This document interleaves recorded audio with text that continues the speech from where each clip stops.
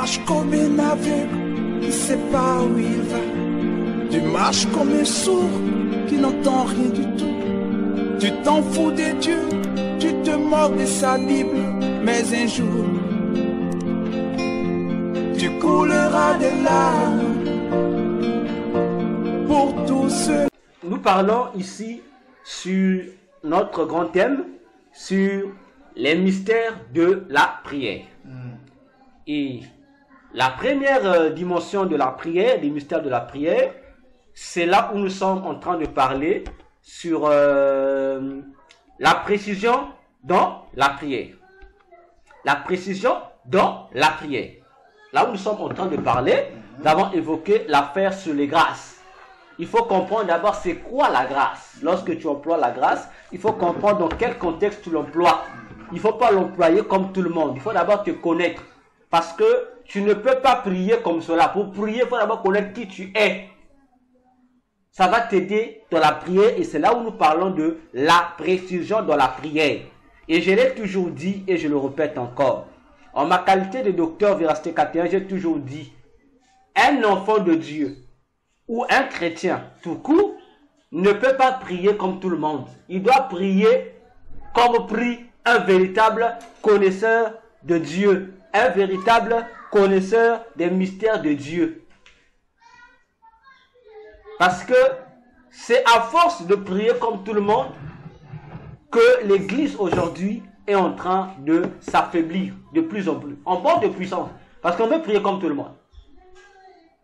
Ce n'est pas pour rien, pasteur, dans Matthieu 6, les gens posaient à Jésus la question.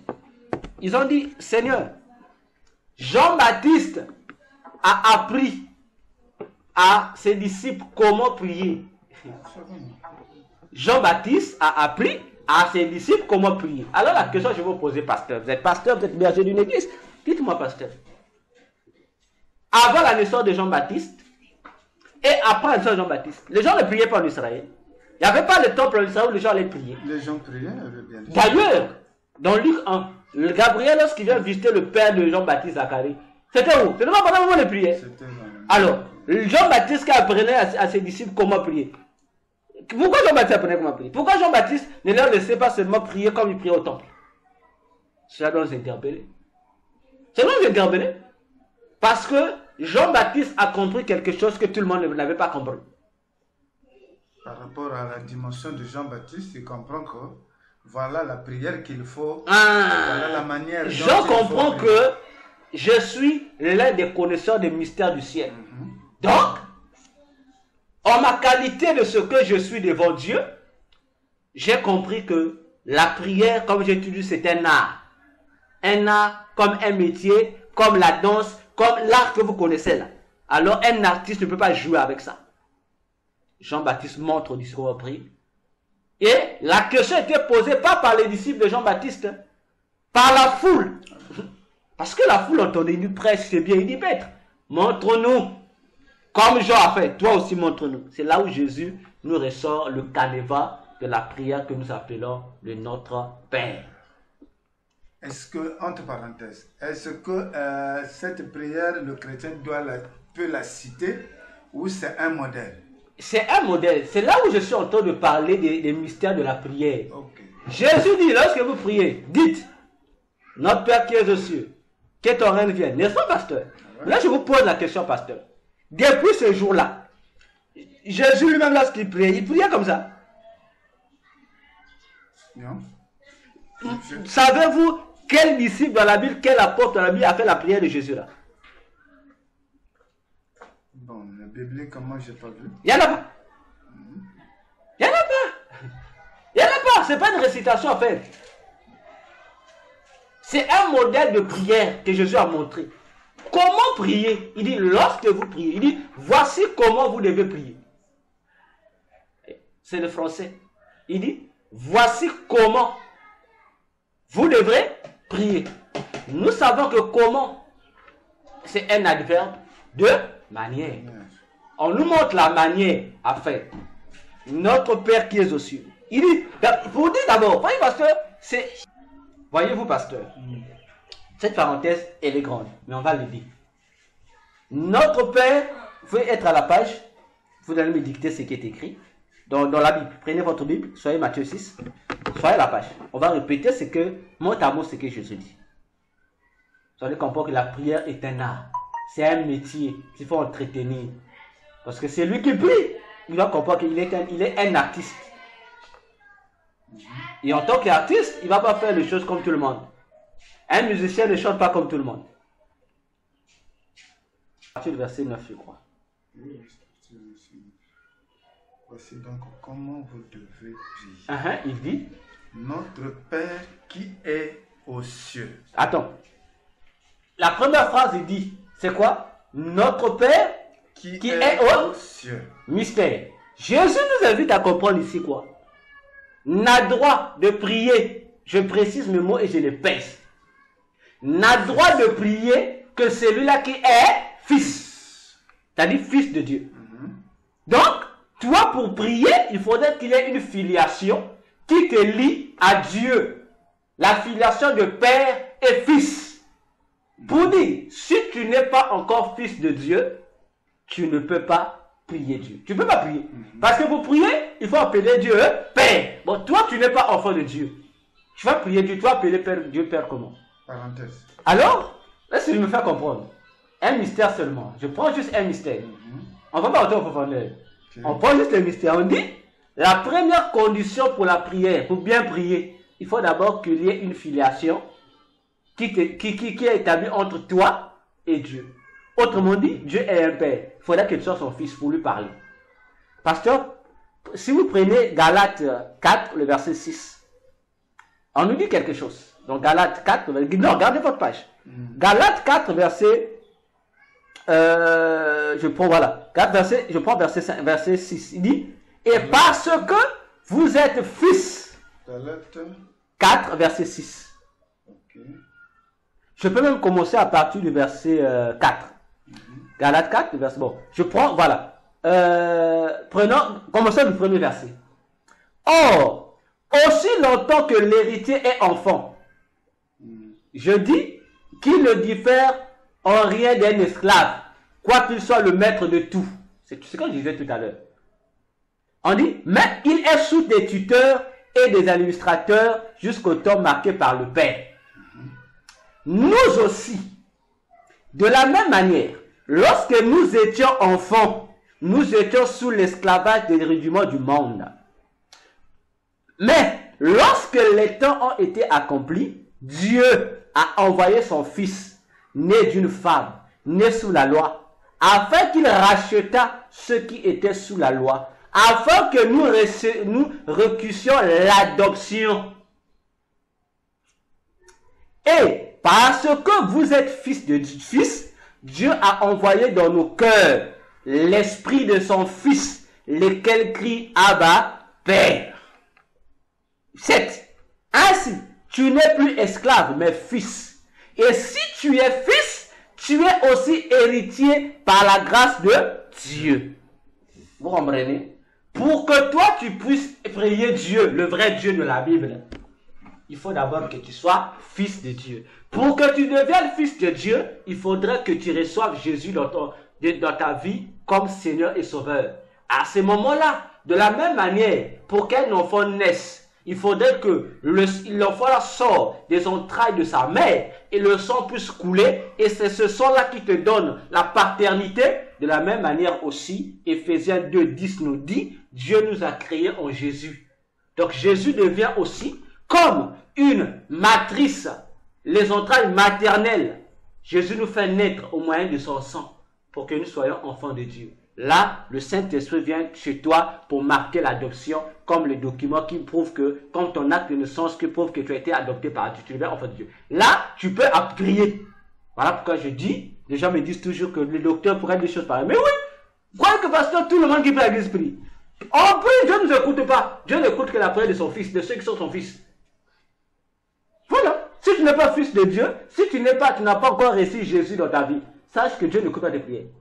S'il écoute, c'est peut-être par miséricorde. Mais en réalité, il n'écoute pas. C'est pourquoi 100% de tes prières, tu pries, Dieu ne t'exauce pas. Oh Dieu, le pasteur ignorant te fait passer par des rituels bizarres, tu ne trouves pas de solution. Parce que Dieu t'attend que tu sois fils. Pour t'écouter, il faut que tu sois fils de Dieu. Si tu n'es pas fils de Dieu, il ne t'écoute pas. Deuxième point.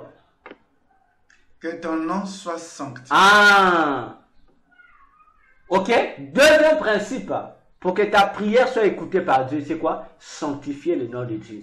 Or, que veut dire sanctifier le nom de Dieu? Attention, nous confondons souvent la sanctification à la purification. La purification, c'est être loin du péché. Mais sanctifier veut dire prendre quelque chose et le mettre à part. Autrement dit, donner du respect au nom de Dieu. Si tu ne sais pas donner du respect au nom de Dieu, Dieu ne va pas écouter ta prière. C'est-à-dire, si tu ne sais pas honorer ton Dieu, Dieu non plus ne va pas aussi t'honorer. Il ne va pas écouter ta prière. C'est ça, sanctifier le nom de Dieu. Ainsi, cela nous invite à comprendre que pour que Dieu nous écoute, il faudra, lorsque nous puissions, autrement dit, valoriser l'identité de fils de Dieu que Dieu nous a donnée. Parce que lorsque nous devenons fils de Dieu, tout comme tout enfant porte le nom de son père, comme le dit Jacques dans 1 Corinthiens 15, plutôt dans 1 Actes des Apôtres 15, et 15-14, je crois, oui, 15-14, il dit, Dieu cherchait un peuple qui devait porter son nom. Voyez-vous, Dieu cherchait un peuple, je crois, Acte 15, verset 14. Dieu cherchait un peuple qui devait porter son nom. Et Dieu a trouvé ce peuple, c'est l'église que nous appelons l'ensemble des chrétiens. Donc nous les chrétiens, on ne nous appelle pas du nom de chrétien pour le plaisir. Comme les gens disent non, chrétien vient de pas. Je suis désolé. Le nom chrétien, c'est le nom qui invite le monde entier à reconnaître à qui nous appartenons à Dieu. Parce que Dieu s'appelle Jésus. Et le nom chrétien vient du titre de Christ. Or, Christ, c'est le titre qui a été donné à Jésus. Donc on devait normalement nous appeler les jésuites. Mais on nous appelle chrétiens par ce nom-là. Et les apôtres ont approuvé ce nom. Même au ciel, lorsqu'il faut appeler l'église de Dieu, on les appelle les chrétiens. Donc c'est ça notre identification. Et le nom chrétien doit être valorisé. Ainsi, Romains 3, le verset 24, Dieu dit quoi? Le nom de Dieu est blasphémé parmi les païens à cause de vous. Comment se fait? À cause de notre attitude, de notre conduite vis-à-vis du monde. Nous nous comportons comment? C'est ça le problème, pasteur. C'est ça le problème. Tu ne sais pas sanctifier le nom de Dieu, Dieu ne va pas écouter ta prière. C'est pourquoi Proverbe nous disait, je crois Proverbe 28, verset 9, je crois à moins que je me trompe, qui nous dit que Dieu n'écoute pas la prière d'un pécheur. Parce que sa prière aux yeux de Dieu, c'est comme... Voilà. Pourquoi? Simplement parce que tu n'honores pas Dieu. Tu es fils de Dieu, mais tu ne l'honores pas. Ça veut dire que Dieu ne va pas écouter ta prière. C'est pourquoi il dit que ton nom soit sanctifié. Donc, avant de te permettre de te lever le matin ou peu importe l'heure, de dire bon, je vais prier. Prends d'abord le soin de te dire, je suis enfant de Dieu. Ok, si tu es enfant de Dieu, pose-toi la question. Est-ce que le nom de Dieu, je n'ai pas blasphémé? Si tu as blasphémé, réponds-toi. C'est là où on dit souvent, pasteur, dans les églises. Lorsque nous nous réunissons, on demande aux gens de se sanctifier. On dit, oh, Dieu nous pardonne. Les gens pensent que c'est un jeu. En termes normaux, pasteur, lorsque nous nous réunissons, peu importe les réunions, peu importe que ce soit culte, réunion de prière ou quoi, chacun de nous devait être pur depuis chez lui à la maison. On devait se retrouver dans la présence de Dieu Saint. C'est pourquoi on nous appelle l'assemblée des saints. En termes normaux, je dis bien, on ne devait pas être dans l'assemblée des saints, demander Dieu, pardonne-nous nos péchés, on avait péché, sanctifie-nous. Non, non! Ça devait se faire dès la maison. On sait que là, je vais rencontrer Dieu, je me sanctifie, comme faisaient les enfants d'Israël. Ils ne venaient pas se sanctifier au temple. C'est avant d'entrer au temple qu'ils se sanctifiaient. Mais nous, on devait se sanctifier dans le temple. C'est devenu une coutume. Et lorsque, si ces jours-là, le maître de cérémonie conduit le culte, ne lance pas le sujet de la repentance, et nous rentrons aussi comme ça avec nos péchés, on prie, Dieu ne nous écoute pas. Deuxième, la suite, pasteur. J'étais déjà loin. Voilà. Que ton règne vienne. Voilà. Lorsque je sais que je suis enfant de Dieu, je sanctifie le nom de Dieu, c'est-à-dire je marche dans une vie de pureté. L'autre élément fait pour que j'invoque Dieu, c'est quoi? Proclamer que le règne de Dieu vienne. Qu'est-ce que le règne de Dieu? Le règne de Dieu doit venir où? Là où je suppose que c'est moi qui prie. Voilà ce que je dis. Si nous réfléchissons, parce que le problème c'est quoi? Les chrétiens, nous lisons la Bible comme un journal. On ne lit pas la Bible comme un livre de Scrabble. Parce que si on lisait la Bible comme on lisait un livre de Scrabble, on ne devait pas lire ça comme ça. Parce que ceux qui lisent le livre de Scrabble, ils lisent pas le livre parce que le livre de Scrabble parce que pour le plaisir, ou les dictionnaires pour le plaisir, ils lisent le dictionnaire. Parce qu'ils ont besoin des mots nouveaux. Non, c'est parce qu'ils veulent connaître la signification des nouveaux mots. Ils veulent apprendre parce que la connaissance de ces nouveaux mots ou la connaissance de la manière dont s'écrit un mot leur permettra de faire quoi? De trouver une solution face à l'énigme qui est devant eux. Va les aider à former un mot. Voyez-vous? Nous, lorsqu'on lit souvent la Bible, on lit, on passe. Et on va proclamer, on fait de ça des slogans. Mais la Bible ne nous a pas été donnée pour faire des slogans. C'est pour que nous la lisions. C'est-à-dire que nous faisons l'étude. Parce que les Hébreux font l'étude de la Bible. Ils ne lisent pas la Bible. C'est ce que Dieu leur avait recommandé. Donc, lorsque nous on dit méditer, c'est lire. Lire dans le sens, pas de lire, de passer.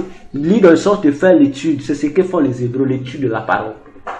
Ainsi, quel rapport y a-t-il, pasteur? Je suis un fils de Dieu. Je veux promettre d'abord que le règne vienne. Quel rapport? Dieu au ciel, je suis sur la terre. Il y a quel rapport? On verra, on n'a pas un rapport. Je suis saint. Est-ce que j'ai encore besoin du règne de Dieu? Mais pourquoi le rapport? C'est pourquoi ici maintenant, c'est par rapport à l'environnement où tu es. Pasteur, je vous dis un secret. Vous ne verrez pas un quelconque agent de Satan lorsqu'il veut prier le Satan ou les démons. Qu'il rentre seulement comme nous on fait. Eux aussi se sanctifient. Ils se purifient d'abord aussi. Ils ont des rituels qu'on leur donne. Et lui, c'est le père du mensonge, le père du péché. Il va se purifier. Ils se purifient. Tous les démons pour entrer en contact avec les rituels de purification qu'ils font. Pour laver quoi? Ils se purifient aussi. Ils ont leur manière. Ce qu'ils savent pourquoi ils appellent purification. Il y a de ceux, regardez. La purification de Satan, c'est quoi? C'est être en parfaite, en compatibilité avec lui d'abord. Il y a de ceux où tu vas te demander, parfois on va te dire, tu sois dans un état de péché comme Satan. On va te demander ça.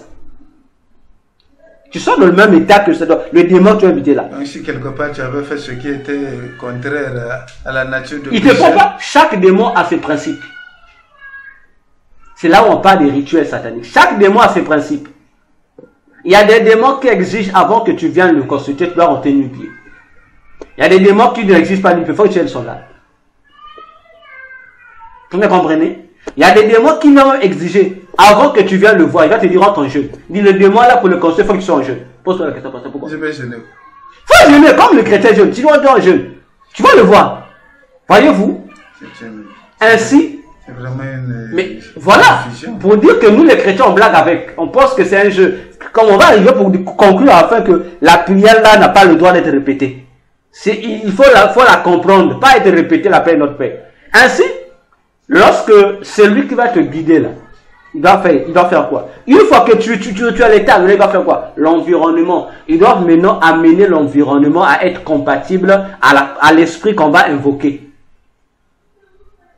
Voilà pourquoi vous voyez toujours, on trace souvent un cercle. Je vous dirai pourquoi on trace d'abord un cercle. Je viendrai après, vous allez comprendre ça par la suite. Ils vont d'abord tracer un cercle, ils vont d'abord faire des rituels dans l'endroit. Et vous allez remarquer, pasteur, j'ai fait de l'occultisme, je sais de quoi je parle. Lorsque un magicien invoque tel ou tel esprit ou telle divinité, il doit s'efforcer qu'il n'y ait pas autour de lui un autre symbole d'un autre démon. Attention. Donc, lorsque tu l'invoques lui seul, donc je prends un exemple simple. Je me dis, bon, le pasteur Nestor vient me voir, il a besoin que son église puisse avoir 1000 membres. On dit, pasteur, pas de souci. Parmi les démons avec lesquels je travaille par exemple avec le démon Belzéboul, qui va te donner le pouvoir de chasser les démons, parce que le démon Belzéboul, c'est lui le maître de tous les démons. Donc, nous, on va l'invoquer. Ok? Ou encore, si on n'invoque pas Belzéboul, on dit on va invoquer le démon supérieur qui gère les 72 génies de la Kabbale, qu'on appelle le Métraton. Ok? j'ouvre encore la parenthèse, j'ai toujours dit, permettez-moi les parenthèses, je suis docteur. Je ne suis pas apôtre, je ne prêche pas. Le docteur, je fais un cours. C'est ça qu'on appelle le rôle d'un docteur. Je fais un cours. J'ouvre ma parenthèse. Le métraton, pasteur, c'est le démon qui apparaissait à un homme qui se prétendait prophète, qu'on appelle, vous le connaissez, William Marion Branham. Métraton. Oui. William Marion Branham vous disait toujours qu'il y avait une colonne qui était sur sa tête, n'est-ce pas? La colonne de nuée là, c'est le symbole du démon métraton. Lorsque tu invoques le démon métraton, parmi ces symbolismes, il apparaît sous la forme de la colonne de nuée ou la colonne de feu. Wow. Oui. Sur ta tête. Oui. Confusion. C'est pourquoi vous allez voir dans le ministère de Branham, c'était son chef-d'œuvre, la colonne de nuée là. Oh, c'est le démon métraton, le démon de la Kabbale. C'est pourquoi vous allez voir dans le ministère de William Marion Branham, il utilisait plus de choses de la Kabbale, mais les gens ne se sont pas rendus compte. Il vous utilisait les signes du zodiaque, les pentagrammes, les symboles qu'on utilise dans la Kabbale. Pourquoi faire? On en parlera un jour lorsqu'on fera le titre sur William Marion Branham. Je ferme ma parenthèse. Okay. Pour dire que on va réunir autour. Oh, tu invoques Métraton, n'est-ce pas? Pendant que tu invoques Métraton, tu as à côté de toi, autour de toi, j'ai dit un symbole ou un élément qui représente l'archange que les gens appellent l'archange Michael ou l'archange Michel. Tu as le parfait Saint-Michel là. Sache que le démon Métraton, lorsqu'il va arriver, s'il ne soit pas clément, il va te châtier. Toi qui l'invoques, toi le gourou qui l'invoque, ou toi qui fais le rituel là. Parce que le démon, l'autre démon qui est là est là. Donc, parfois le démon Métraton ne s'entend pas avec le démon archange Michael. Vous voyez que c'est une guerre. Vous comprenez là où je veux venir. Toi, tu travailles, c'est comme la guerre qu'on voit aujourd'hui, non? Moi, je travaille avec Pasteur Nestor. Bon, Pasteur Nestor vient me consulter. Il vient avec la personne qui est mon ennemi. Pasteur, je veux vous recevoir. C'est la même chose avec les démons.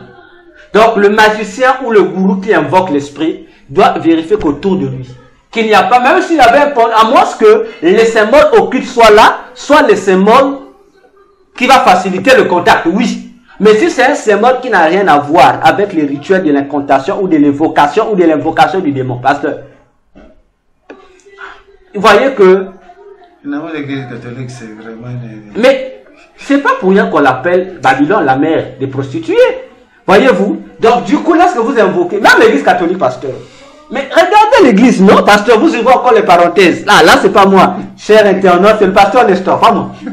Remarquez l'église catholique, pasteur. Vous pensez que c'est pour rien que chaque messe a un nom? Ou chaque messe a un nom? Vous croyez que c'est en vain? Chaque messe a un nom, chaque messe a ses rituels, et pendant chaque messe ou chaque cérémonie de prière que fait le prêtre, ça a un nom et ça a des rituels. Et il y a une tenue spéciale pour ça. Voyez-vous, regardez dans les rituels, les tenues, les livres qu'ils lisent. C'est lié aux esprits qui vont invoquer ce jour-là. Donc, ils ne peuvent pas commettre la maladresse que le dimanche, qu'ils invoquent les mêmes démons qu'ils invoquent le jour qu'ils appellent le jour du sacrement ou de l'adoration, le chaque mercredi, Saint-Sacrement. Impossible. C'est respecté. Voilà pourquoi le jour du dimanche, lorsqu'ils font le culte de dimanche, le prêtre s'habille sur la tenue du prêtre, il y a les images du Dieu Soleil. Mais pourquoi ils font pas ça au jour du Sacré-Cœur? Vous voyez? Ils savent ce qu'ils font. Ils sont pas bêtes. Ils savent ce qu'ils font. Ils sont pas bêtes. Donc, c'est bien planifié. C'est qu'aujourd'hui, pourquoi dans le messe c'est Requiem? Ou quelqu'un est mort, on dit on l'amène à l'église. Mais pourquoi le prêtre ne porte pas les mêmes habits qu'il porte le dimanche? Pourquoi là, il porte d'autres vêtements? Pensez que les tenues qu'il porte avec différentes couleurs, c'est pour rien. Chaque couleur qu'il porte là, on prétend être tenue sacerdotale, qu'on retrouve aujourd'hui dans l'église. Pour qu'elle fait? Nous allons voir ça, on arrive plus loin. C'est ce qu'on appelle l'occultisme dans l'église. Parce que chaque démon a sa couleur. Pour l'invoquer, il faut avoir sa couleur, son identité. Les éléments qui sont liés à lui, qui le favorisent. Donc, comme on dit chez nous au Congo, il faut préparer le terrain. Voilà. Si tu ne prépares pas le terrain, l'esprit ne va pas descendre. Ainsi, vous comprenez pourquoi Jésus dit que ton règne, ça veut dire l'endroit où tu invoques Dieu. Prends le soin que ça soit un endroit qui est saint pour Dieu. Lorsque je parle de saint ici, même aux toilettes, tu peux prier Dieu. Il va venir. Mais prends le soin, l'endroit là, que le règne de Dieu puisse dominer l'endroit. Parce que là encore, pasteur, j'ouvre encore une parenthèse. Je l'avais déjà dit, je le répète encore. Les démons existent dans toutes les toilettes du monde entier. Dans toutes les toilettes. Toilettes modernes, indigènes, ou comment vous pouvez les appeler là. Les démons sont là. Toilette d'un enfant de Dieu, d'un chrétien, d'un pasteur, comme on dit, d'un bulldozer spirituel, comme on dit aujourd'hui, d'un bishop, d'un archibishop. Les démons sont là. Ils sont là. Ils sont là. Donc, c'est pourquoi lorsque nous prions, on fait quoi? Maintenant, pasteur, je vais vous poser une question encore. Jésus dit que ton règne, dans Matthieu 18, verset 18 à 19, il dit, là où 2 ou 3 sont assemblés, je suis. Mais pourquoi on doit convoquer le règne de Dieu? Parce que Jésus est au milieu de Dieu. Calcul mental. Pourtant, on doit, il dit, il est avec nous. Mais on devait encore avoir le soin d'invoquer le règne de Dieu.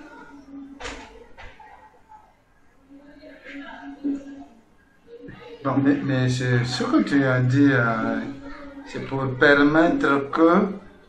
C'est vrai que le Christ est là. Oui. Il est avec toi. Parce que tu es son compagnon de travail. Il est avec toi, ça te ramène à la filiation du Fils. Du Fils. Oui. Il est avec toi. Maintenant, quand tu rentres dans le but de vouloir recevoir des faveurs de Dieu, et donc, ce règne-là, cette faveur-là, c'est la manifestation active de Dieu lui-même. Et pour que cela vienne, il faut que l'endroit où tu te retrouves reflète son image, reflète sa gloire. Exact. Même aux toilettes.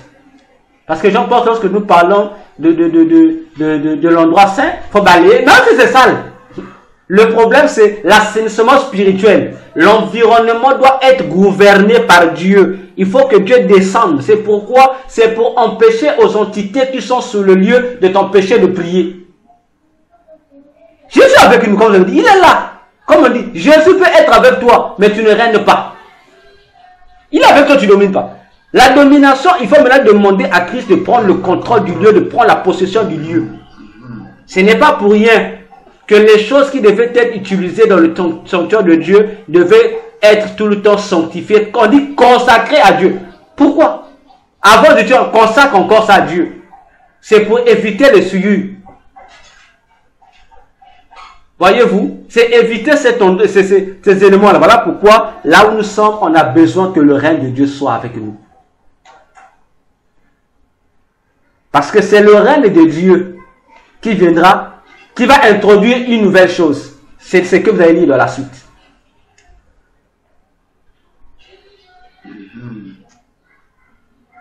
Ok, je lis la suite. Oui. Ici, on va prendre la pause pour revenir, après qu'on va finir ce point-là. Ok. Que ta volonté soit faite sur la terre comme au ciel. Vous comprenez? Lorsque je dis au règne de Dieu de descendre, ça veut dire que je demande à Dieu de venir s'imposer comme le maître du lieu. Mais puisqu'il est là, à ce moment, puisque nous nous abandonnons à lui, je dis Dieu, moi ou nous, on dit, bon Dieu, tu es là maintenant, reine. Nous, on fléchit devant toi, reine, dirige-nous. Mais pasteur, tu ne peux pas dire à quelqu'un de te diriger si tu gardes encore ta propre volonté. Ça veut dire que tu seras soumis à la volonté de celui qui va maintenant te diriger. Voyez-vous? Et cela qu'intervient quoi? La fonction du Saint-Esprit.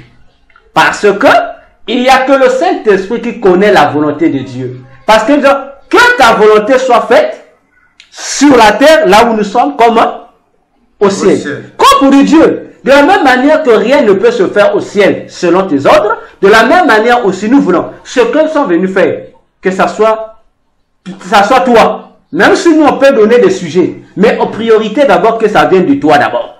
Que tu prends le dessus sur tout ce que nous allons faire, tout ça nous dit. Et j'ouvre une parenthèse ici. C'est ça le blasphème que font les enfants de Dieu, pasteur. Vous allez voir une fête. Peu importe la période de la fête. Anniversaire, mariage, cérémonie, ceci ou quoi. L'enfant de Dieu se permet au début, on dit on va prier. Bon, moi je me pose là-dedans. Les gens ont fait de la prière quoi? Un jeu, une blague. Mais ils oublient que en faisant mal à la prière, en ne respectant pas ces petites conditions de la prière, on se maudit. Pasteur, on commence à faire la fête. Prions, prions. Dieu, on te recommande les festivités qu'on va faire ici. Dieu, sois avec nous. N'est-ce pas, pasteur? Maintenant, à l'emploi, là, que dans la fin, est-ce que ce qui se passe, on dit Dieu là, on dit pas Dieu que ta volonté faite. On dit Dieu règne, Dieu avec nous, Dieu viens régner avec nous. Mais Dieu est là, on sait qu'il règne. Mais il ne gouverne pas. Il règne, sa volonté là. Mais il ne gouverne pas. Pourquoi? Parce que on dit Dieu, sois là seulement. Mais la volonté va se faire ici. Pas ta volonté, c'est la nôtre. Et vous allez voir la fête qui commence avec le chant religieux. Avec la soi-disant musique chrétienne. Après, là, les cadeaux, hein, les gens vont dire Dieu là. Dieu là. Maintenant, dès qu'on va rentrer maintenant dans la vraie fête, là où maintenant les gens doivent se réjouir. C'est où? C'est qu'est-ce qui va se passer? On dit, enlevez la musique là, c'est la musique là, c'est fini. On vous met la musique des gens de l'autre là. Kofi doit rentrer. Kofi doit rentrer, Fali doit rentrer. Rasson doit rentrer. Voilà. Et le prétexte c'est quoi? Et vous allez voir, la fête qui appartenait à un chrétien sera influencée par les païens. C'est les païens maintenant qui va dicter la musique qui doit être faite. Donc on va maintenant faire les choses selon les païens. Autrement dit, selon les invités.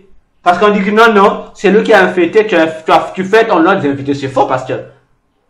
C'est les invités qui doivent se soumettre à la loi de celui qui fête. Je n'ai pas fait la fête en l'honneur des invités. Si c'était la fête des invités, on comprend, mais c'est ma fête. Et vous allez voir les gens, il y aura de l'obscénité qui sera là. Les gens vont oublier que Dieu est là, il faut le craindre. Deux, les gens vont oublier que Dieu est là, il a droit au respect, qu'est-ce qui va se faire? Il y aura des bêtises qui vont se faire. L'immoralité va se faire. Il y aura les gens qui vont consommer l'alcool à fond. Donc, on va maintenant célébrer le péché. Vous voyez comment ça se passe, hein? On commence avec Dieu, mais on finit avec le diable. Et c'est la même chose que chez nous font maintenant les boîtes de nuit. Et le VIP, il va. Lorsqu'ils ouvrent là, à l'ouverture, on met les chansons chrétiennes. Même dans le boîte de nuit.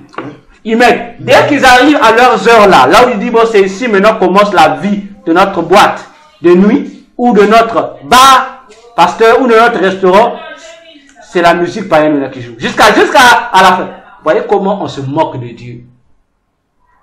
Et les enfants de Dieu prennent prétexte. On dit quoi? Oh, les danses proviennent du ciel. Vous voyez comment Satan trompe les gens. Donc les danses obscènes ne proviennent du ciel. Vous voyez comment Satan joue avec les gens.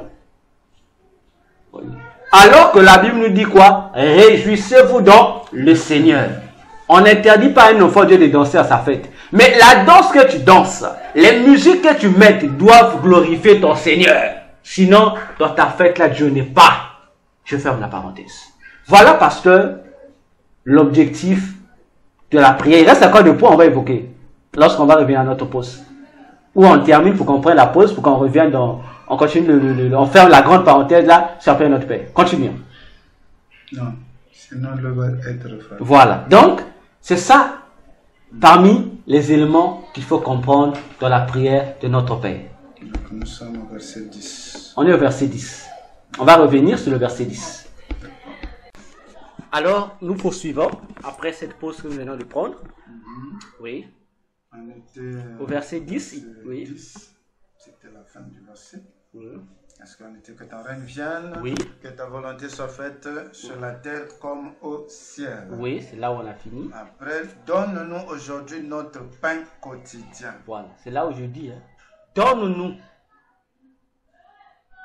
Ok? Donne-nous. Vous voyez, au début, il dit notre Père qui es aux cieux, que ton règne vienne, que ta volonté. Tout ça, ça n'a pas de supplication, hein. Mais dès qu'elle arrive en ce qui concerne le pain, il ne dit pas de queue, hein. Il n'y a pas de queue, hein. Parce qu'en termes normal, c'est notre Père qui est aux cieux, que ton règne vienne, que ta volonté soit faite. C'est une supplication, notre Père. Mais là, on dit, on change, le queue n'est plus, on va direct, on va à l'impératif, à un ordre. C'est direct. Voilà, donne-nous, on précise notre pain d'aujourd'hui. Lorsqu'on parle du pain d'aujourd'hui, c'est quoi? C'est tous nos besoins physiques. Pourquoi? Parce que pourquoi Jésus n'a pas pris le symbolisme d'un autre élément, du pain seulement? Parce qu'il était devant un peuple hébraïque, un peuple juif.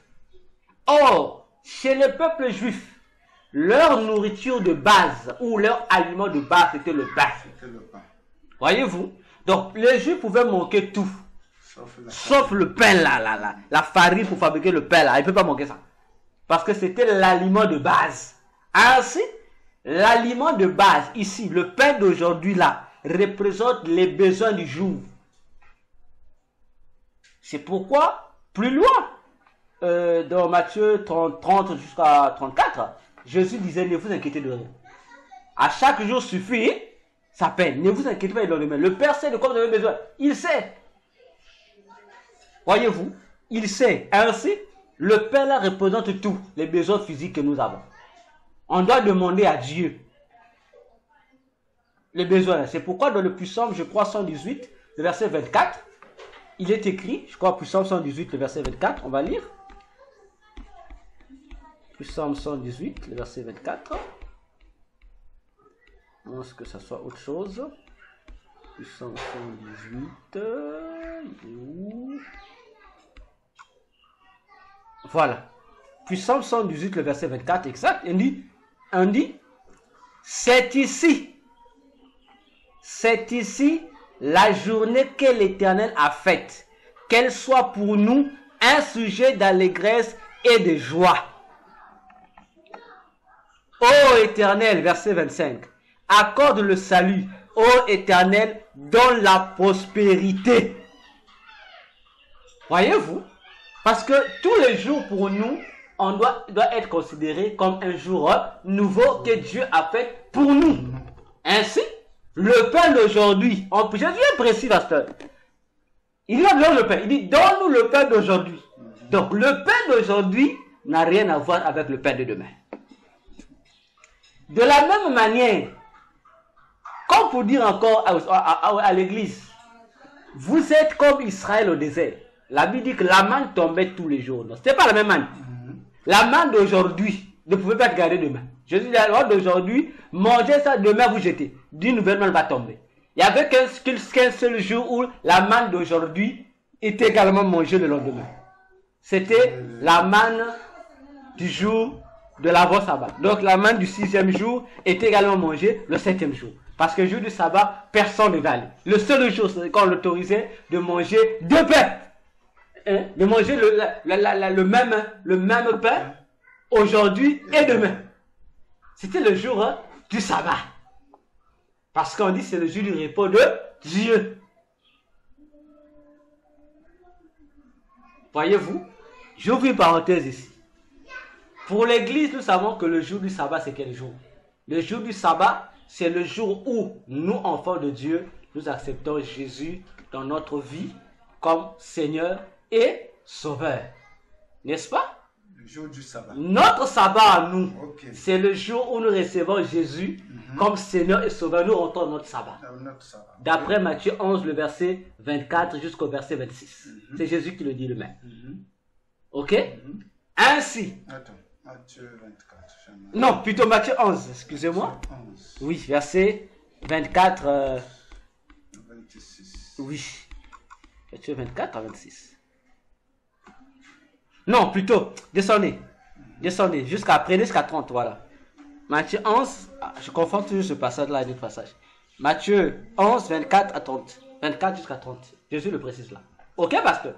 Ça veut dire que lorsque nous recevons Jésus dans nos vies, on a la nourriture du 6e jour qui doit être consommée aussi le 7e jour.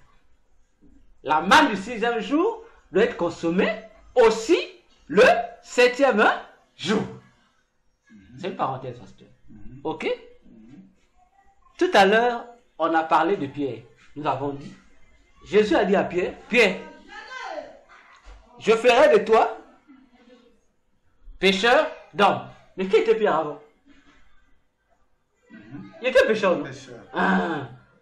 Donc, on arrive au jour, parce que le 6e jour, c'est le jour de l'homme, non? C'est le jour où l'homme a été créé. Comme pour dire, le jour où l'homme a été créé là, rappelez-vous, on a fait sur Adam. Adam, une fois il a été créé, on l'a dit, il devait gérer quoi? Il devait gérer à la fois les choses qui ont été créées avant lui et les choses qui ont été créées après lui. Les choses qui ont été créées avant lui, c'est la terre qu'il avait trouvée. Les choses qui ont été créées après lui, c'est le jardin qui est créé. Comme pour dire, lorsque nous recevons Jésus dans nos vies comme Seigneur et Sauveur, on doit s'occuper des affaires du Père et des affaires physiques, ce qui nous concerne nous, nos familles. Donc, dans l'œuvre de Dieu, il y a deux angles. Tu t'occupes des affaires spirituelles, des affaires de Dieu, et d'un côté, des affaires de l'homme. C'est pourquoi Jésus pouvait encore dire, donnez à Dieu ce qui est à Dieu, à César ce qui est à César. Je ferme la parenthèse.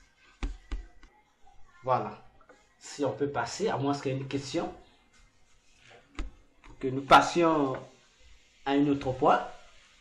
Nous sommes toujours dans notre grande parenthèse que nous avons ouverte sur l'explication de la prière de notre Père de manière brève, pour essayer d'éclairer le peuple de Dieu, s'il faut réciter cette prière ou pas. Ok, donc on continue. Oui. J'étais dans le temps quotidien. Oui. Ok. Pardonne-nous nos offenses. Continuez la phrase. Comme, donc il y a comparaison, Oui. nous aussi nous pardonnons à ceux qui nous ont offensés. Bien. Ici, vous allez voir la différence, non? Au début, que ton nom soit sanctifié. Nous avons dit, le chrétien doit se purifier individuellement. Or, ici, plusieurs tapes à côté. Ici, c'est le péché. Le péché que tu as commis, mais en tenant compte de ce que l'autre a commis. C'est-à-dire, c'est le péché, comme je peux le dire, fraternel ou le péché du prochain. Non, par exemple, lorsque tu offenses l'autre. Par exemple, les gens qui se querellent. Voilà. Parce qu'il y a un point, ah toi tu m'as fait ceci, et l'autre aussi, ouais, finalement. Voilà. Chacun. Donc toi, lorsque tu viendras demander pardon à Dieu, parce qu'on dit bien, pardonne-nous, quand nous pardonnons aussi aux autres. Donc c'est le péché d'offense. Donc ici, c'est le demander le pardon si on t'a offensé. Voilà, donc c'est cela. Donc tu demandes pardon parce que tu as offensé autrui. Tu dis, ah Dieu, pardonne-moi. Parce que de même que l'autre aussi m'avait fait quelque chose de semblable ou pas de semblable, je l'avais pardonné. Donc, le pardon des péchés ici, je précise, est différent du pardon des péchés normal. Ici, c'est le sens de l'offense. Parce qu'on dit, si tu as offensé l'autre, si toi tu ne pardonnes pas, tu demandes pardon à Dieu, Dieu va te pardonner. Parce que toi, tu ne pardonnes pas aux autres lorsqu'on te fait le mal. Mais à toi, ton tour, tu as fait le mal, tu veux que je te pardonne, Dieu ne te pardonnera pas. Et le dernier de l'autre élément, c'est dans ce sens-là. Il ne faut pas qu'on confonde les paramètres du pardon. Il y a les pardons que tu as offensé personne, tu as simplement péché. Naturellement, tu as péché contre Dieu. Ce n'est pas contre l'autre, contre ton prochain. Des autres. Dieu pardonne les offenses à son endroit. Que Kambo Nzambe. Ah, c'est quoi même?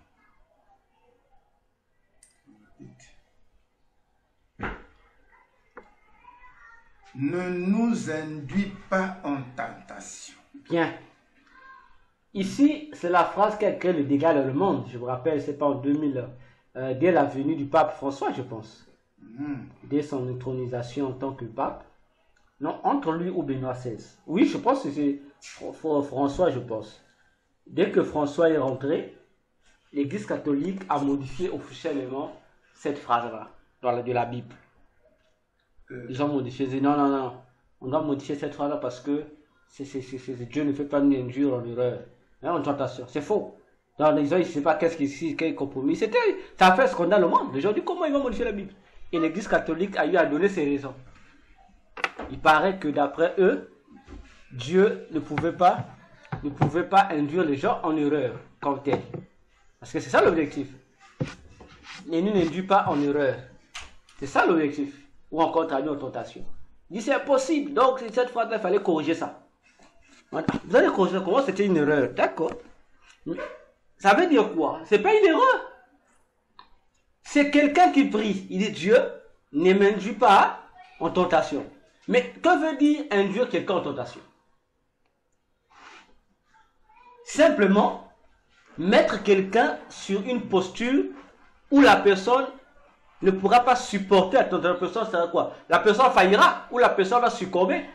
Maintenant, pendant que l'Église catholique a pris cette résolution, a-t-elle pris l'initiative de méditer sur la parole de Dieu? Non. Non. Parce que Dieu a un principe.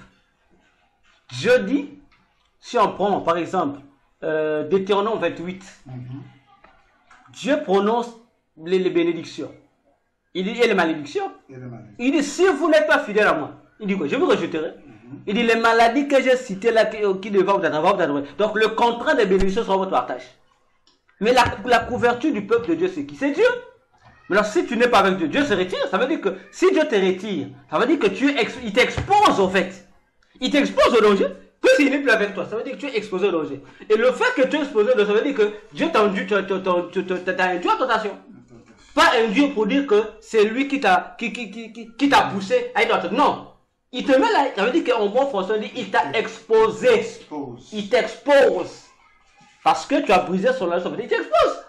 C'est pourquoi la personne prie. Non, Dieu, moi, je ne veux pas être induit. D'ailleurs, si je veux encore aller plus loin, les gens savent-ils que Dieu, des fois, lorsque Dieu veut punir quelqu'un, Dieu fait quoi? Dieu envoie un mauvais esprit de tourmenter. Ils ne savent pas ça. Ils n'ont pas lu ça dans la Bible. Un esprit mauvais venant de Dieu venait tourmenter qui? C'est pas Saoul. Là, les gens ne lisent pas la Bible. Un esprit mauvais du mensonge est rentré dans les 400 prophètes du roi Akab pour tromper Akab, n'est-ce pas?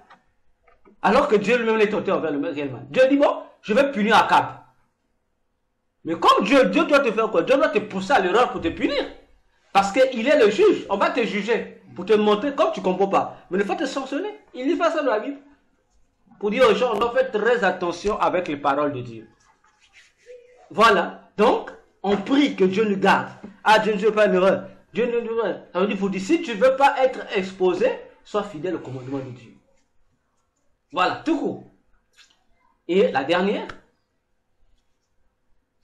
c'est la phrase de discussion encore. Mais délivre-nous du malin. Ok. Oh, le malin. Vous comprenez? Ne nous expose pas, mais délivre-nous. C'est-à-dire que lorsque nous allons là, aide-nous vraiment, même si on pêche, mais ne nous expose pas. Le pasteur David l'a dit, non? Dans le Psaume 51. David l'a dit. C'est ça le Psaume 51. David l'a dit. Pourquoi les gens, au lieu de se soumettre à la parole, les gens veulent inventer les choses, corriger Dieu? Voilà. Prenons le feu toxique. Tu as la page. Psaume 51. Considère le verset 8 jusqu'au verset. Voilà, prends le verset 8 jusqu'au verset 11. Disons au nom du Seigneur. Nous bénissons notre Dieu. Mais tu veux que la vérité soit au fond du cœur. Fais donc pénétrer la sagesse au-dedans de moi. Purifie-moi avec l'hysope et je te serai pur. Lave-moi et je serai plus bon qu'eux. Tu es où? Tu as pris 7. 51 à partir tu as commencé verset 7. Vas-y, continue. Décalage de verset. Oui, sûr. Moi, c'est le verset 8. Ah, vas-y. Donc, vas-y, continue pour toi. Purifie-moi avec l'hysope et je serai pur. Lave-moi et je serai plus blanc que la neige. Annonce-moi l'allégresse et la joie. Et les autres que tu as brisés se réjouiront. Verset 9. Détourne ton regard de mes péchés. Arrête la parole. Il dit détourne. Pour dire que si Dieu, les regards de Dieu sont fixés sur ce péché, il sait ce qui va l'arriver. Continue. Wow, quel décalage. Chez moi, c'est le verset 11. Vas-y. Détourne ton regard de mes péchés, efface toutes mes iniquités, ô Dieu. Crée en moi un cœur pur. Renouvelle en moi un esprit bien disposé. Dernier verset. Ne me rejette pas loin de ta face. Ne me retire pas ton esprit saint. C'est clair, non? Lorsque Dieu te rejette, ça veut dire qu'il t'expose. Parce qu'il est conduit conscient que si s'il n'est pas ta protection, ça veut dire qu'il te laisse, il te laisse, tu es faible devant la tentation. C'est clair. Ouais, maintenant, les catholiques, on fait ça pour quelle affaire? Pour comprendre que c'est l'esprit de l'antichrist qui les anime. Voilà. Et le point suivant, pasteur. Non, tu n'as pas fini l'expression. C'était ça. Oui, tout court. Ça. Tout court. Là, on ne développe pas. On dit qu'on donne une idée seulement. Ok. Oui. Ok. Et ne nous induis pas en tentation, mais délivre-nous du malin. Ok. Car c'est à toi qu'appartiennent dans tous les siècles le règne, là, on peut la s'arrêter par puissance là. et la gloire. D'accord. Et à la fin, Jésus dit quoi? À la fin de cette Si phrase. vous pardonnez. Non, la suite. C'est là où La puissance, la gloire et autres. À toi qu'appartient. Après, il dit? C'est là où ça arrête. Hein. Non, le dernier mot là, de la fin. La gloire. Allez-y. La gloire, la puissance et la gloire. Après, c'est Amen. Ok. Il conclut, non? Il dit Amen. Amen. Donc, nous disons que la prière de notre Père ne peut pas être récitée dans une église, peu importe le prétexte. Ce n'est pas une récitation. C'est un modèle de prière. C'est comme on dit, on montre un chemin de prière. Or, vous allez remarquer, comme je dis, à moins qu'un homme de Dieu me le prouve, il n'y a aucun verset où on a vu ni Jésus lui-même, ni un autre disciple faire la prière comme Jésus. On n'en a pas vu. On n'en a pas vu. Dans la Bible, quand même, on a des passages où on nous montre que les apôtres ont prié. On prend par exemple dans Acte 4, je pense, lorsque Pierre et Jean sont venus se retrouver dans la maison après qu'ils ont été fouettés, ils ont fait une prière à Dieu, non? Contre leurs persécuteurs, non? Ils ont dit, notre Père qui est aux cieux. Non, ils ont dit, Père, regarde le mal qu'on nous fait. Maintenant, on dit, montrez-nous ça dans le notre Père. Pourquoi ils n'ont pas répété notre Père? Mais cette prière se retrouve dans le Notre Père. On retrouve cette prière de notre Père là où on parle de... Justement, ce qu'on vient de lire. Ah, ok. Il ne nous induit pas. Il dit, Père, nous remettons, plus c'est à toi qu'appartient la vengeance, quoi. Nous remettons la persécution. C'est ça. Donc la prière de notre Père, ce sont des lignes prophétiques que Jésus a données pour le modèle de la prière. Comment tu vas prier? Là, on comprend, lorsque je prie, il faut que j'honore Dieu. Il faut que je sois ceci. Il faut que je fasse comme ceci. Donc, toutes ces conditions-là réunies t'amènent à prier. C'est pourquoi toutes les prières que tu vas faire doivent se retrouver dans le modèle de prière de notre Père. Si ta prière ne se trouve pas dedans, ton modèle de prière que tu fais à la maison ne se retrouve pas dans la prière de notre Père, sache que ta prière, Dieu ne va pas écouter ça. Dieu ne va pas l'écouter. Impossible, il ne va pas écouter ça. Peu importe le titre ecclésiastique que tu peux avoir, il ne va pas écouter ça. Voyez-vous, il ne va pas écouter, il ne va pas écouter. Donc voilà, nous fermons la grande... Nous fermons la grande parenthèse. Alors, frère Toxique, il y a quelques questions que tu veux poser. Non. Ce que vous venez de dire, bon, bien que je suis venu en retard, je n'ai pas été au commencement, mais je peux avoir, comme on dit, une brève explication de ce que vous êtes en train de dire là. L'explication exacte. Si dans ma prière, je n'ai pas pour modèle notre Père, ma prière n'est pas écoutée par Dieu. Exact, parce que notre Père, commençant de la première phrase de jusqu'à la fin, c'est un canevas que Jésus nous a donné. Comment on doit prier? Ok? Alors, dans le comment là, toute ta prière doit se retrouver là. Donc, c'est que lorsque tu vas prier, on prend ta prière. C'est comme on dit, notre Père devient pour nous comme le scanner qu'il a vérifié. Et dès que tu pries, peu importe la manière que tu vas prier, que ce soit tu fasses une intercession, une supplication, ou peu importe la qualité de la prière que tu fais. Nous les docteurs, dès qu'on prend ta prière, là, on scanne notre Père. Ça scanne pas, on dit ta prière c'est rejeté. Donc ça doit avoir ce modèle-là. Donc lorsqu'on va scinder ta prière, on doit, comme on dit, on doit classifier ta prière selon les éléments contenus dans la prière du Notre Père. C'est comme ça. De l'autre côté, est-ce que dans cette... Oui. Dans la prière que tu es en train de dire, obligatoirement tous les éléments doivent se retrouver. Ou bien c'est par rapport à une situation. C'est par rapport à la situation. C'est par rapport à la situation. Si c'est pour donner gloire à Dieu, tu es là dans cette partie de que notre Père qui est aux cieux. Bien sûr, pasteur. C'est un modèle. Donc, il y a des gens qui peuvent se retrouver que dans un point. Mais c'est-à-dire, il y a aussi des prières où tout peut être. Par exemple, lorsque nous sommes à l'église, tout peut être. Donc, ça dépendra de ta prière à toi. Voyez-vous? Parce que lorsque tu vas rentrer, par exemple, tu dis, je vais adorer Dieu. N'est-ce pas? Dans l'adoration, par exemple, tu ne vas pas avoir besoin de dire, Dieu, ne me souviens pas à la tentation. Non. Tu vas prendre d'autres éléments qu'on va dire ça par rapport à ceci. C'est dans ce sens-là. Lorsque peu importe, j'ai bien dit, la qualité de la prière ou la forme. Lorsqu'on va prendre cette prière, on doit faire passer ça au scanner de notre Père. On doit retrouver ça parmi les rubriques de notre Père.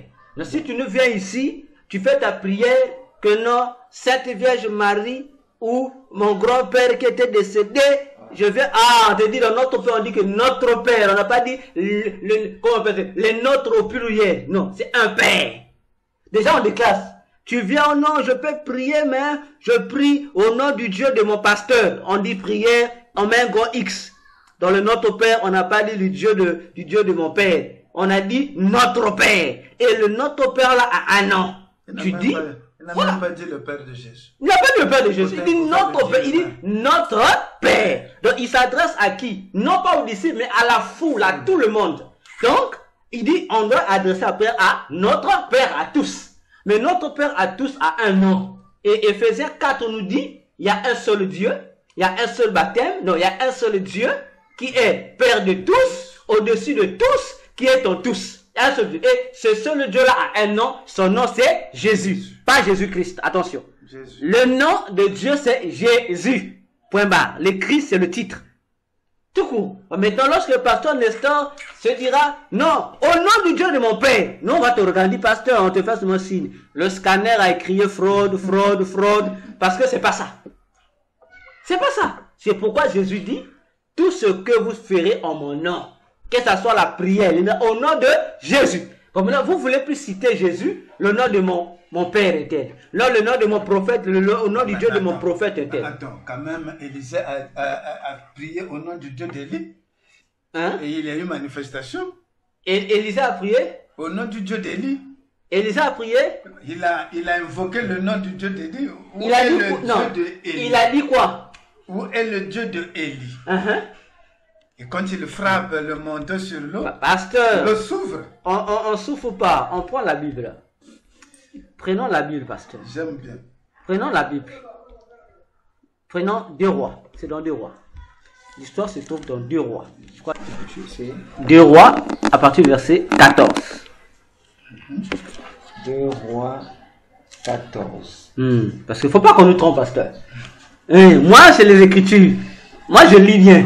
Je ne me précipite pas à lire. Je lis bien. 2 Rois 14, à partir de quel verset? Non, 2 Rois, chapitre 2, à partir du verset 14. Répétons, bien aimé dans le Seigneur, ce qui est écrit. C'est comme ça que le faux pasteur nous trompe.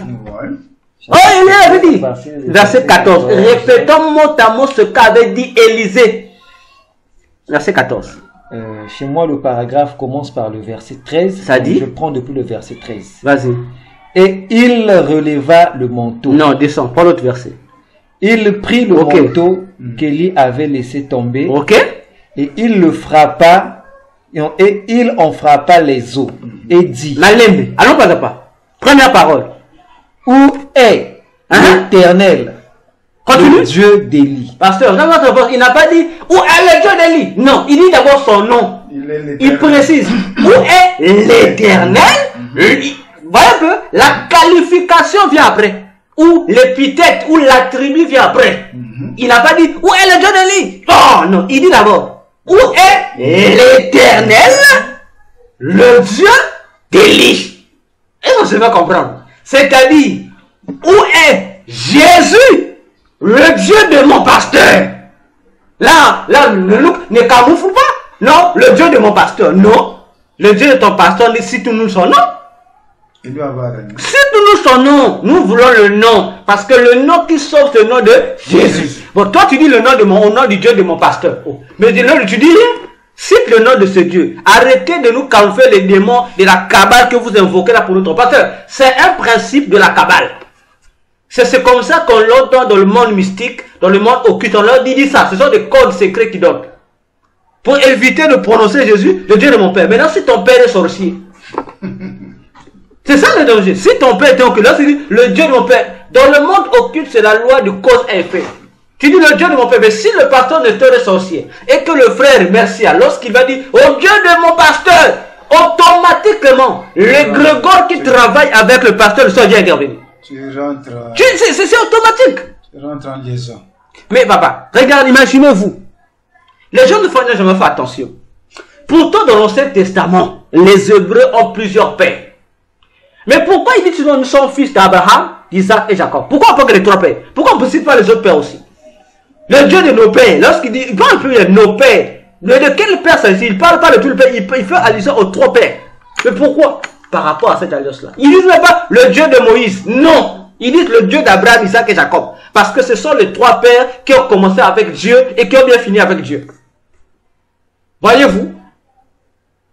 C'est un principe. Le Dieu, il vous rappelle toujours Abraham. Il rappelle. Mais dans l'occultisme, on joue à un jeu. On dit c'est moi comme ça. Parce que les gens se disent, il parle de Jésus. Non. Ce n'est pas au peuple. Dans l'église, le nom de Jésus. Voilà pourquoi pasteur faut bénir Jésus. Ce n'est pas en vain que dans toute sa parole, il a dit mon nom. Il a valorisé son nom là. Il a présenté son nom. Mais pourquoi vous n'avez jamais valorisé ce nom là? Oui. Il y a un problème. Ça veut dire, si tu n'as pas le discernement spirituel, tu ne vas pas comprendre ces choses. Déjà, il y a plusieurs des églises qui sont en train d'effacer cette ampleur du nom de Jésus dans l'église. Il y a des gens maintenant qui guérissent les gens à partir de l'eau pure. C'est plus le nom de Jésus qui guérit, c'est maintenant l'eau, qu'on appelle l'eau purifiée, ou l'eau c'est pas quoi. C'est maintenant l'eau qui guérit. On veut, non, on te met l'eau, donc c'est plus Jésus. Et il y a même un pasteur qui a eu le courage en RDC, qui dit que vous savez, je vous informe déjà que si vous connaissez ce pasteur-là, c'est pasteur, je ne connais pas son nom, c'est un pasteur de la Kabbale, c'est un sataniste. Je le dis, c'est un sataniste. Il dit, lorsqu'on atteint certains degrés de la spiritualité, on n'a plus besoin de nous servir du nom de Jésus. On se sert d'autre chose. Quel degré? Maintenant, on se pose la question. Le nom de Jésus est élevé au-dessus de tous les noms. Devant le nom de Jésus, tout genou fléchit. Dans les cieux, sur la terre et sous la terre. Tous. Tout le monde lui fléchit. Maintenant, toi, quel est le degré où tu n'as pas besoin de Jésus? Il y a un problème encore. Maintenant, autre chose, c'est quoi? Mais c'est quoi? Les rituels qu'on vous fait, non? Prenez la feuille, ceci, mettez. Prenez l'huile d'olive, mettez. Mélangez ceci. Donc, c'est ce qu'il appelle qui va remplacer le nom de Jésus. Et vous comprenez que, comme je l'ai dit au début, les rituels qu'eux, ils donnent là, ce sont des génies ou des démons qui sont derrière Jésus. Donc, ils veulent te faire comprendre que moi-même, j'avais laissé Jésus à longtemps. Je travaille avec les démons. Donc, c'est les démons-là que je mets en valeur. Ils n'ont plus besoin du nom de Jésus. Voyez-vous? C'est la même chose avec William Branham. Lorsqu'il guérissait les gens, il citait quel nom? Demandons aux gens le message, que je ne cache pas le nom. Branham dit, l'ange qui avait avec lui, qu'il appelle soit John Jésus, soit John l'ange de l'éternel, qui marchait avec lui, qui le comprend. Parce que moi j'ai toujours dit, William Branham n'a jamais donné une prophétie. Il n'a jamais prophétisé. Il était un prophète, mais il n'a jamais prophétisé. Si quelqu'un connaît les prophéties de William Branham, qui vient me dire, voilà, ça c'est la prophétie de William Branham. Il n'a jamais prophétisé. Parce que tout ce qu'il donnait comme prophétie, lui-même il dit, c'est lorsqu'il était toujours avec lui qu'il lui communiquait ses prophéties. Dis ceci, il donnait. Dis ceci, il donnait. Donc ça veut dire que Branham ne voyait rien avec le spirituel, il ne voyait pas. Donc c'est lorsqu'il lui dictait. Mais l'ange là qui lui dictait lui avait donné 3 mots secrets. L'ange lui dit, les 3 mots secrets là. Le jour venant, je vous donnerai les brochures où Branham l'a dit. Branham dit que les 3 mots secrets qu'on dit, c'est pas le nom de Jésus. Il dit là, le nom de Jésus est même faible devant ces 3 mots là. Donc l'ange lui dit, si tu pries pour quelqu'un au nom de Jésus, après ça ne guérit pas. Il dit, dernier, comme on dit chez nous au Congo, on dit, dernier kata. C'est quoi? Prononce les 3 mots magiques. Et les 3 mots, lui appelle, pour ce Branham se cache, non? Il dit, le mot magique, les mots secrets. Les 3 mots secrets. Et dès qu'il prononce ce mot-là, tu es guéri. Maintenant, dites-nous, entre nous soit dit, pasteur. Jésus nous a dit, en mon nom, vous guérissez, vous allez guérir toutes les maladies. En mon nom, vous allez chasser tous les démons. En mon nom, notre dernier kata, Comme on dit chez nous au Congo, notre dernier kata, c'est le nom de Jésus. Si la prière ne marche pas, dans la dernière arme qui reste, c'est le nom de Jésus. Mais vous dites que votre dernière arme, c'est plus le nom de Jésus, c'est 3 mots comme Branham. On a demandé aux gens du message, demandé aux branhamistes de vous dire les 3 mots là, c'est quoi. Lorsque moi je dis que Branham était un sataniste, les gens se fâchent. Je répète que Branham était un sataniste, tout frais. Nous allons faire toute une émission sur Branham. Donc, voilà, frère Mercia, pour répondre à ta question, pourquoi nous avons dit ce que nous avons dit. Toute prière doit suivre ce carnaval-là. Toute prière faite doit suivre le modèle donné par Jésus sur cette affaire. Alors, nous fermons ici, pour de bon, notre grande parenthèse. Alors, on était en train de dire que la prière est un art. Là, au même niveau que les autres arts que vous connaissez dans le monde. Si tout le monde avait la capacité de comprendre la prière ainsi comme moi je l'ai compris, vous allez remarquer que les gens vont changer leur façon de prier. Parce que c'est lui qui comprend que le football est un art. Il sera différent d'un joueur du quartier parce qu'il sait que lorsque c'est sur le terrain, ce n'est pas pour m'amuser. Donc, il va prendre au sérieux ce qu'il fait. Parce qu'il sait que en jouant sur le terrain, il a plusieurs charges ou responsabilités qui reposent sur lui. Parce que sa mauvaise façon de faire sur le terrain peut causer l'échec, pas de lui-même seulement, mais l'échec de toute une équipe. Voyez-vous? Et s'il joue bien, ça amène le relèvement ou la bénédiction de toute une équipe. Donc, les joueurs sont obligés de s'exercer. Je ne sais pas si je me fais comprendre. Voilà pourquoi, plus loin encore, l'apôtre Paul disait à Timothée ceci. Il dit, Timothée, tu vois, les athlètes, lorsqu'ils courent, ils ne peuvent pas remporter le prix s'ils ne se fixent pas certaines disciplines. Pour dire, Paul cite l'athlétisme, pourquoi? Parce que vous ne verrez jamais un athlète gros. Jamais. Ils sont toujours minces. Mais pourquoi ils sont minces? Nous, on pensait autrefois, lorsqu'on était enfant, qu'ils ne mangeaient pas bien. On ne veut comprendre. Non, non, non. Les athlètes qui font la course sont toujours minces. C'est à cause de la discipline qui s'impose. Donc, ils ont une discipline alimentaire. Ils ont des disciplines parce que ils ont besoin d'atteindre la couronne. Or, lorsque nous rentrons en prière, nous ne rentrons pas en prière pour le plaisir. Nous rentrons en prière pour un objectif. C'est quoi? C'est obtenir à la fin un prix. Vous êtes d'accord avec moi? C'est un prix. Même ceux qui disent non, moi lorsque je prie, j'attends rien de Dieu. Ça veut dire que tu es encore ignorant. Tu ne connais pas c'est quoi la prière. Même lorsque tu pries, tu n'as rien demandé. Même si tu pries, tu dis je n'ai rien demandé. Mais le fait seulement que tu entres en prière, parce que il y a dans la spiritualité, je le sais de répéter, il y a la loi de la cause, comme on dit, à l'effet. Donc, le fait seulement que tu rentres dans la présence de Dieu, tu viens dans l'intention, tu dis que je viens prier. Le fait que tu rentres seulement prier, automatiquement, il y a des résultats. On te donne des prix, même les prix que tu n'as pas demandé. Parce que dans la présence de Dieu, la présence de Dieu va nourrir ton esprit.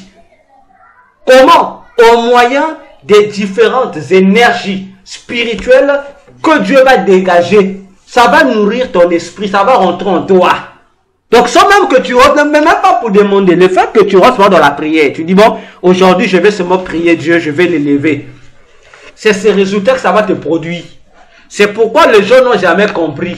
Pourquoi lorsque Moïse était dans la présence de Dieu pendant des jours, il ressortait toujours, il brillait. Qu'est-ce que veut dire briller Moïse?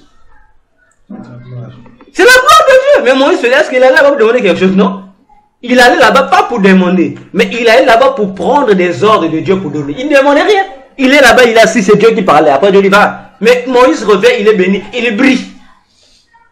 Il brille. Pour dire que dans la prière, rien n'est négligé. C'est pourquoi Dieu prend la prière au ciel comme un art.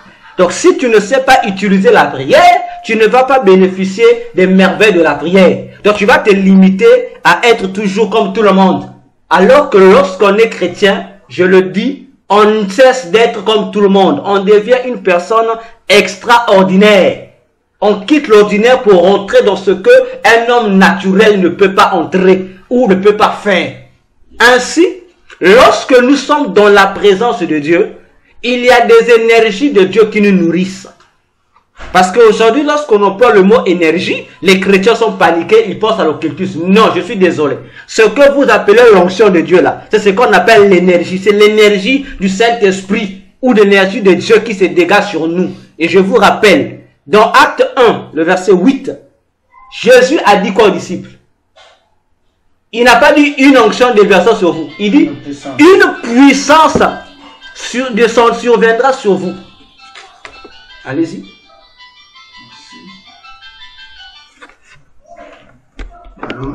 Ah.